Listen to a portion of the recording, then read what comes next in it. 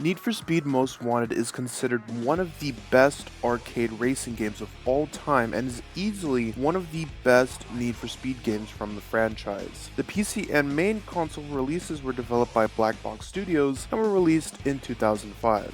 As a little kid, I could remember vividly playing Most Wanted on my family's old crusty Windows PC. The game is very nostalgic for me. So for this video, I thought I would take a look at not only the black box version of the game, but also the handheld releases of the game, which were developed by Team Fusion and are titled Most Wanted 510. This is every version of Need for Speed Most Wanted from 2005.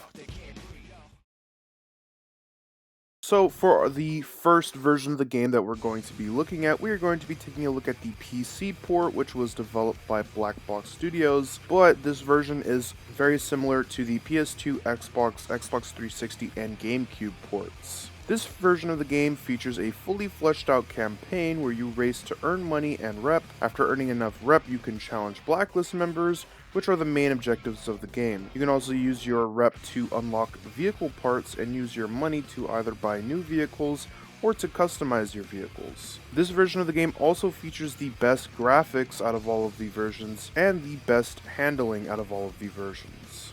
Going back to this game felt great as the story is actually not bad for a Need for Speed game, and the actual vehicle handling feels pretty good to drive as well. As I was driving around the in-game map, I started to recognize key locations like the golf course after not playing for nearly a decade. Ultimately, I have nothing but love for this version of the game, and I highly recommend to play this version of the game if you haven't already. Anyone wants to learn how to play any of the versions of Most Wanted I showcase in this video, let me know down in the comments. Other than that, here are a few minutes of just pure gameplay.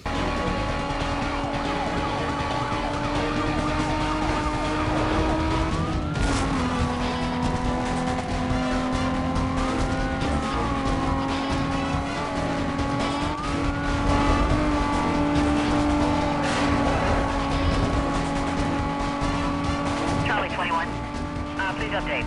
Supervisor Mohrman.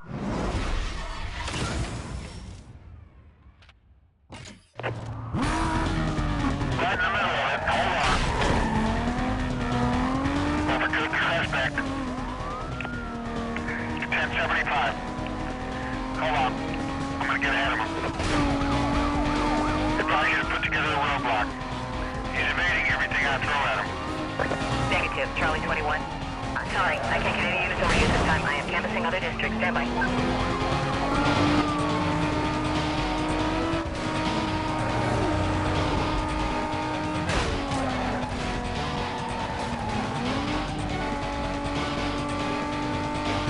Contact lost. Now I'm down lag. Let's go. Units on the pursuit call. Suspect was last seen eastbound on Highway 99. A quadrant will be set up around his last known direction of travel.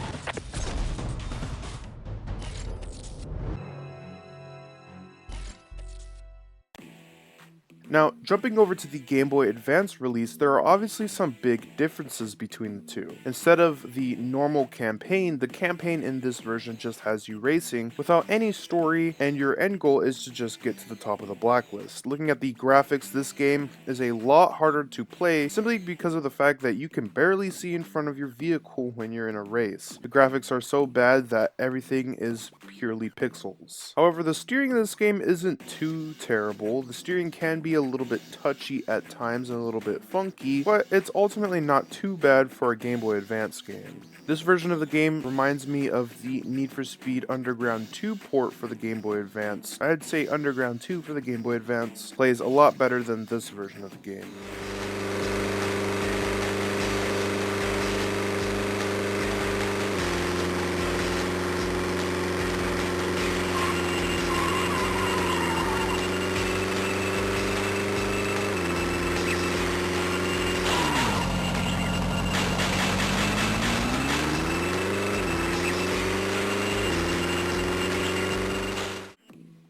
The DS port is very similar in terms of gameplay, except for the fact that this port has 3D graphics. While it is now much easier to see what's in front of you, the handling in this port is a lot worse than the Game Boy Advance version, which you can see as I was crashing all over the place trying to control a car. The campaign, car customization, the racing gameplay are all very similar to the Game Boy Advance version.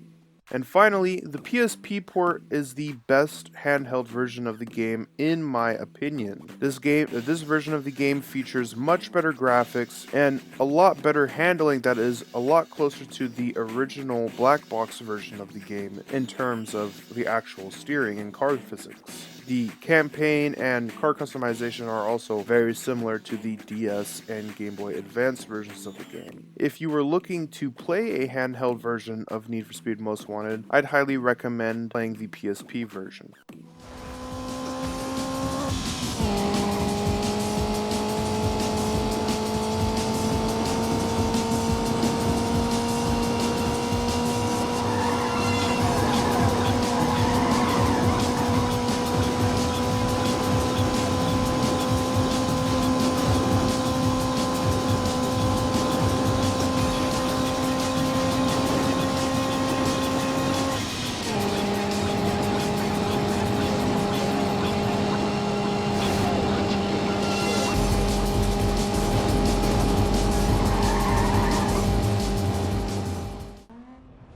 Other than that, if you guys are interested in seeing more gameplay from any of these games, let me know down in the comments below.